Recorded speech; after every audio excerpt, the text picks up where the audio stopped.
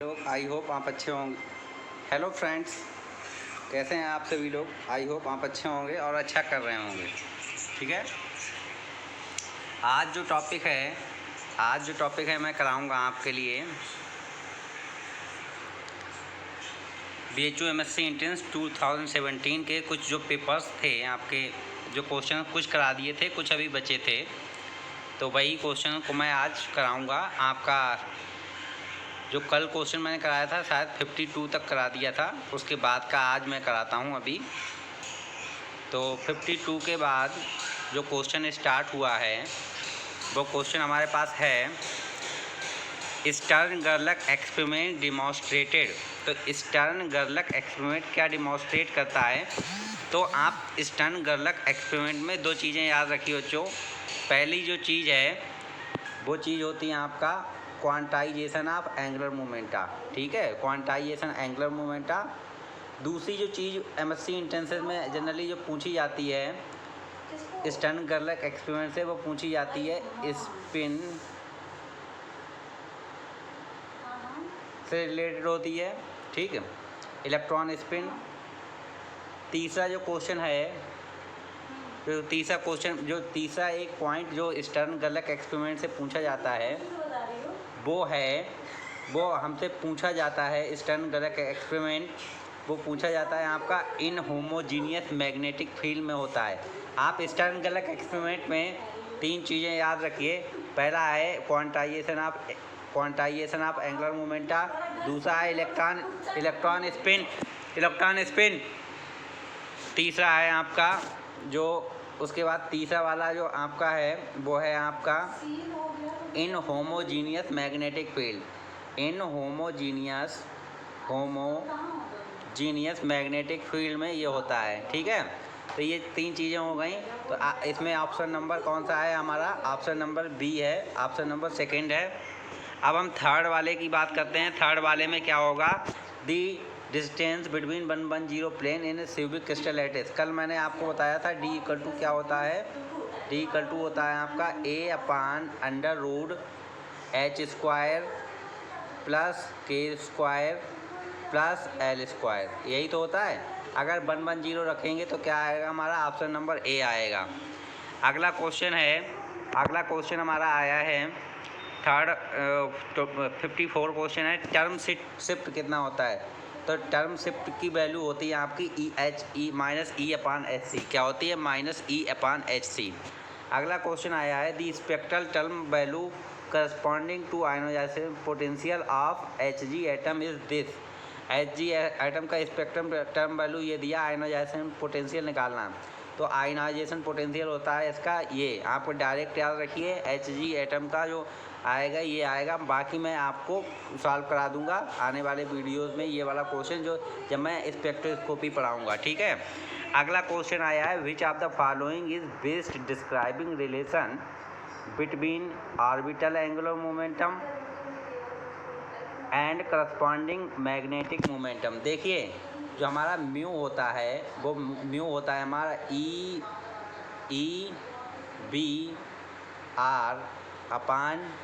E/2। ठीक है, आई जो हमारा होता है आई वो होता है आपका MBR। तो म्यू I/I करेंगे तो ये हमारा क्या, R से R कट जाएगा, तो ये हमारा जो बचता है E/2m। ठीक है, और साथ में क्या बचता है इंटू I = क्या हो जाएगा हमारा म्यू। तो ठीक है, इसमें क्या पूछा है, यहाँ आई ना करके यहाँ पे क्या कर दिया है हमारे वाले में P। तो जो हमारा P होगा तो P = यहाँ से क्या बन जाएगा हमारा? P = माइनस में होता है साथ में। P = क्या बन जाएगा वहाँ से ये जो बन जाएगा। तो ये हमारा हो गया ठीक सही रिलेशन पहला वाला। अगला है हमारा जो क्वेश्चन वो 57 नंबर है। 57 नंबर में ये पूछा है if a collimated beam of Cu is allowed to pass through non homogeneous magnetic field in Stern गर्लक एक्सपेरिमेंट। मैंने स्टर्न गर्लक एक्सपेरिमेंट के बारे में आपको क्या बताया था? एक तो इलेक्ट्रॉन स्पिन याद रखिए स्टर्न गर्लक एक्सपेरिमेंट में, नॉन होमोजीनियस मैग्नेटिक फील्ड याद रखिए, और जो इस क्वांटाइजेशन ऑफ एंगुलर मोमेंटम, 3 चीज़ें याद रखिए, वही पूछा गया है। तो जो CU कोलिमेटेड जो आपका दिया है क्वेश्चन में, ये होता है डबल ट्रेस। तो हमें 2 ट्रेस मिलते हैं, डबल ट्रेस होता है। तो हमें लगता है कि इसके अलावा आपका स्टर्न गैलक एक्सपेरिमेंट से कोई भी क्वेश्चन नहीं आएगा। ये 4 क्वेश्चन अपने दिमाग में रखिए। अगला जो क्वेश्चन आया है, अगला क्वेश्चन हमें दिया है फॉर 1s0 स्टेट जे की वैल्यू पूछ रहा है। देखिए कोई भी स्पेक्ट्रल टर्म है वो कैसे लिखी जाती है, यहाँ पे होता है 2s+1, ये मल्टीप्लिसिटी होती है। यहाँ पे मान लीजिए यहाँ पे s दिया, मान लीजिए यहाँ पे आपका p दिया होता है, और यहाँ पे क्या होता है, जो वैल्यू होती है ये वाली वैल्यू होती है j। तो यहाँ पे जो 0 दिया है, तो 0 वाली वैल्यू क्या हो गई, j। तो j = इसमें क्या हो गया है, तो कैसे लिखते हैं कोई भी स्पेक्ट्रल टर्म, 2s+1 मल्टीप्लिसिटी और साथ में यहाँ पे j लिखते हैं। तो j की वैल्यू इसमें क्या दी है, इसमें j की वैल्यू दी है हमें 0 दी है, तो j = 0 हो गया। अगला जो क्वेश्चन है वो आया है कि magnitude of L for a d electron atom in 1 electron atomic system. 1 electron atomic system में L की वैल्यू होती है √5h²। ठीक है, ये सब हम क्वेश्चन आपको पूरा समझा के, अभी तो सिर्फ पेपर सॉल्व करा रहे हैं, जब आपको समझाएंगे तो आपको पता चलेगा ये सारी चीज़ कैसे आती हैं। ठीक है, जब हम स्पेक्ट्रोस्कोपी पढ़ाएंगे। ठीक, अगला क्वेश्चन है in alkali spectral series which one goes towards high. जब हम आपका हाइयर वैल्यू की तरफ जाते हैं, देखिए जब n की वैल्यू हम इंक्रीज करेंगे, आप हाइड्रोजन स्पेक्ट्रम देखिएगा, जब हम n की वैल्यू आपको 2, 3, 4, 5, 6 जैसे जैसे हम पढ़ाते जाते थे, तो स्पेसिंग बिटवीन लाइंस है वो कम होती जाती है। ठीक है, तो स्पेसिंग बिटवीन लाइंस कम होती जाती है, वहीं से आप ये सेपरेशन, डबलेट सेपरेशन क्या होगा, यहाँ से डिक्रीज हो जाएगा। जैसे जैसे n की वैल्यू बढ़ाते जाएंगे सेपरेशन कम होता जाएगा। तो ये सेकंड ऑप्शन हो गया हमारा।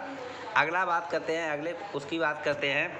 अगला जो हमें दिया है कि द ट्रांजिशन बिटवीन, दिया है P से S में ट्रांजिशन होता है इन एल्काली एटम। तो आपको पूछ रहा है कि आपको शार्प सीरीज मिलेगी, प्रिंसिपल सीरीज मिलेगी, डिफ्यूजन सीरीज मिलेगी या फंडामेंटल सीरीज मिलेगी।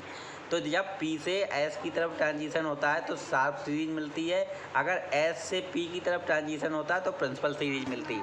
ठीक है, तो ये याद रखिए, अगर P से S की तरफ हुआ तो शार्प सीरीज, P से अगर S से P की तरफ होता तो हमें क्या मिलता, हमें प्रिंसिपल सीरीज मिलती। अगला क्वेश्चन जो है, अगला क्वेश्चन है कि इन लाइंस, जो 2 लाइंस दी हैं आपको, इन लाइंस में कौन सी जो है वो स्ट्रॉन्गर है। तो देखिए इसमें तो आपका सेकंड लाइन स्ट्रॉन्गर है, ये मैं आपको बता दे रहा हूँ, यानी सेकंड वाला।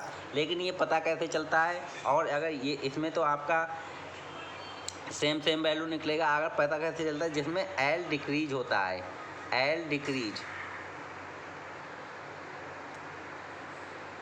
जिसमें L डिक्रीज होता है वो ज़्यादा स्ट्रॉन्गर होती है, यानी L decrease is stronger than L increase. ठीक है, अगर हमारा L इंक्रीज होगा, J डिक्रीज होगा, या J इंक्रीज होगा, L डिक्रीज होगा, वो वाला ट्रांजिशन अलाउड नहीं होगा। ये सब भी हम आपको स्पेक्ट्रोस्कोपी में बताएंगे कैसे होता है। यहाँ पे याद रखिए कि L decrease is stronger than L increase, और दूसरा पॉइंट याद रखिए इसमें कि आपका J increase, L decrease, J increase या L इंक्रीज, J डिक्रीज जो भी होगा आपका वो नॉट अलाउड होता है। अगला आया है क्वेश्चन आपका G फैक्टर निकालना है, G फैक्टर। तो जो G फैक्टर है आपका, G फैक्टर का जो फार्मूला होता है वो होता है 1 प्लस, यहाँ पे होता है J+1 और साथ में होता है S+1 माइनस L+1 अपान 2J+1, ये फार्मूला होता है। ये फार्मूला लगाएंगे 1 + J+1 SS+1 माइनस LL+1 अपान 2JJ+1, ये फार्मूला होता है। ये आपको लगाएंगे, आ जाएगा आंसर। यहाँ पे J क्या है, J है 3, J क्या है आपका 3 है, और S की वैल्यू कैसे पता चलेगी, 2S+1 = क्या दिया हमारा 3, मल्टीप्लिसिटी कितना दिया 3, तो S = क्या यहाँ से हो जाएगा 1, S 1 हो गया, J हमारा 3 हो गया, L की वैल्यू D के लिए कितनी होती है 2, तो L की वैल्यू L S J सब पता चल गया, फार्मूला लगाएंगे आंसर आ जाएगा, शायद सेकंड वाला ऑप्शन आएगा। अगला क्वेश्चन है जो हमारा in normal Zeeman effect delta L = 0 gives. देखिए अगर डेल्टा एम एल 0 है तो हमें मिलता है पाई कंपोनेंट, अगर डेल्टा एम एल जो है हमारा +1 या -1 है तो हमें सिग्मा कंपोनेंट मिलता है। तो अभी एम एल क्या है हमारा 0 है, तो ऑप्शन नंबर 1 सही है। ठीक है, अगला क्वेश्चन है 1 if one stage is occupied for one microparticle and is denied for other देखिए इसमें क्या है, इसमें ये कह रहा है कि एक पार्टिकल है वो एक स्टेट में रहता है, लेकिन जैसे ही दूसरा पार्टिकल इंटर करता है वो डिनाई कर देता है। तो इसमें ऑप्शन हमारा कौन सा ठीक होगा? तो इसमें ऑप्शन ठीक होने के लिए आप जानते हैं कि पाउली एक्सक्लूजन लॉ क्या हो रहा है, यहाँ पे फॉलो हो रहा है। पाउली एक्सक्लूजन लॉ सिर्फ आपका फर्मियान्स के केस में, स्पिन हार्प पार्टिकल के केस में होता है। तो ये आपका करेक्ट ऑप्शन हो गया आपका ये। बाकी ये सारे तीनों चीज़ें आपके क्या हैं, ये आपके बोसांस हैं। अगला क्वेश्चन क्या है? अगला क्वेश्चन है द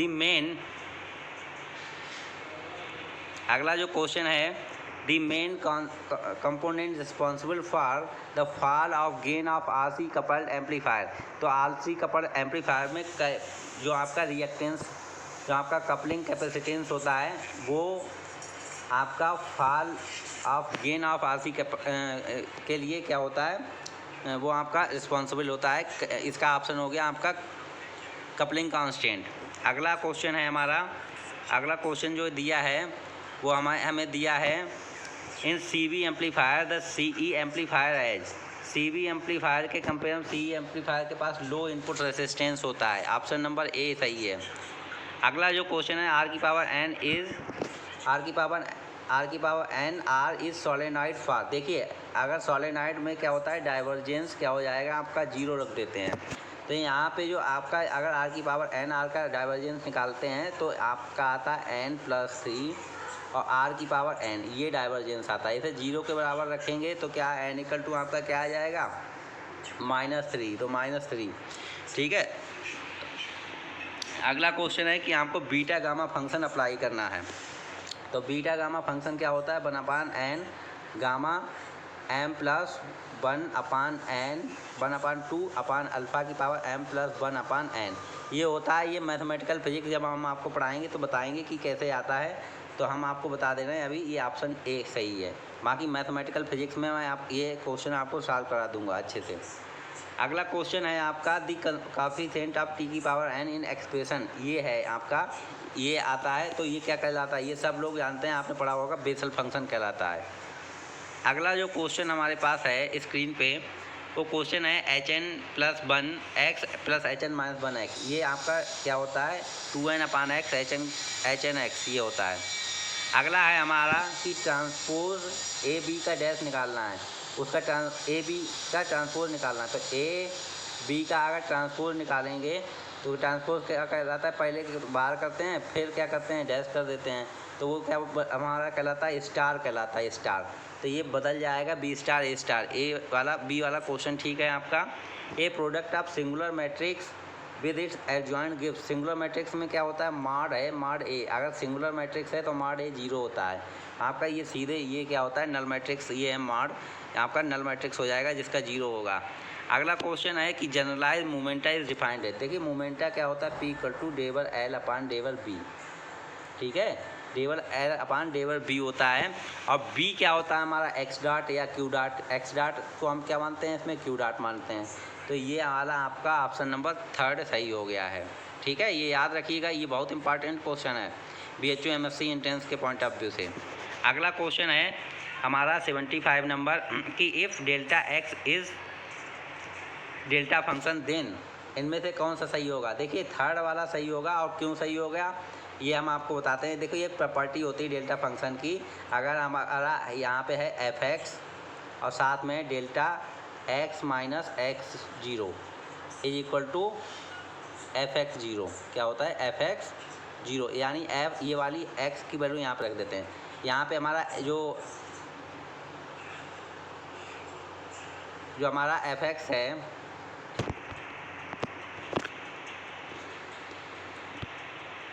जो हमारा f(x) दिया है, एक सेकंड थोड़ा प्रॉब्लम हो गया था। f(x) जो दिया है यहाँ पे क्या मैंने बताया था आपका F x delta x minus x not जो होता है वो एफ एक्स नॉट होता है, ठीक है, ये हो जाता है।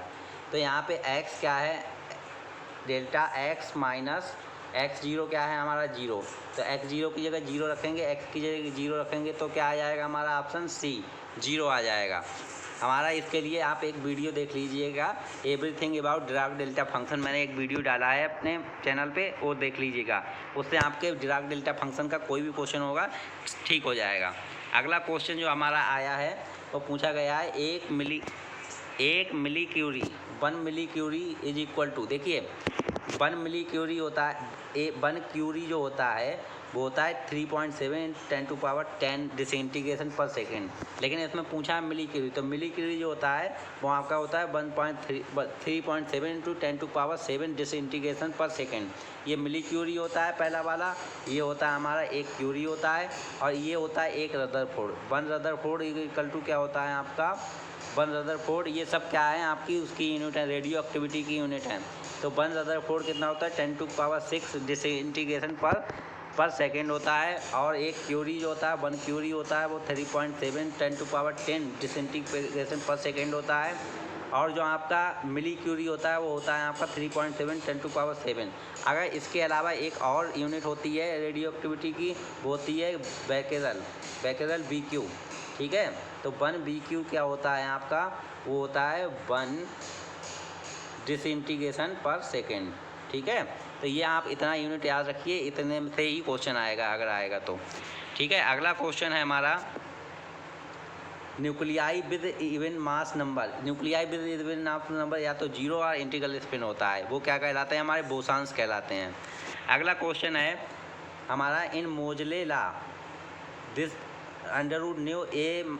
√A(z-b), तो स्क्रीनिंग कांस्टेंट होता है बी स्क्रीनिंग कांस्टेंट के सीरीज के लिए क्या होगा, के सीरीज के लिए स्क्रीनिंग कांस्टेंट होता है आपका b = 1। अगर यहीं हम एल सीरीज की बात करते हैं, एल सीरीज की बात, तो एल सीरीज के लिए होता है ये 7.4, याद रखिएगा, इन 2 क्वेश्चन बनेंगे आपके पास। अगला जो क्वेश्चन है for a crystal having this, तो ये होता है आपका ऑप्टिकल ब्रांच का ये होता है, और अकाउस्टिक ब्रांच का √4πm/m, ये होता है अकाउस्टिक ब्रांच का। तो ऑप्टिकल ब्रांच का ये होगा, अकाउस्टिक का ये हो गया।